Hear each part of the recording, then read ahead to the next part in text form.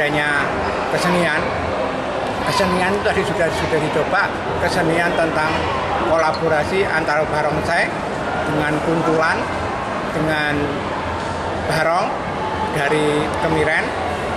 Jadi termasuk tabuhannya pun juga kolaborasi. Jadi ini mungkin pertama kali di Banyuwangi. Kebetulan hari ini adalah momen Imlek dan biasanya kalau tanggal 15 ini adalah tanggal di mana para rakyat untuk menikmati lontong.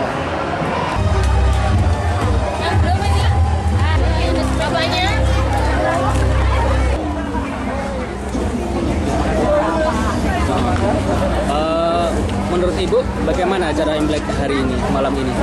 Alhamdulillah cukup meriah dan lancar. Yang menarik menurut Ibu apa? Yang tadi itu apa, barongsainya itu tadi yang pembukaan pertama. Terus kemudian tadi sempat dapat lontongnya, Bu? Alhamdulillah sudah. Ke keluarga. Iya. Persiapannya gimana untuk kesini? Nggak kesulitan, Bu?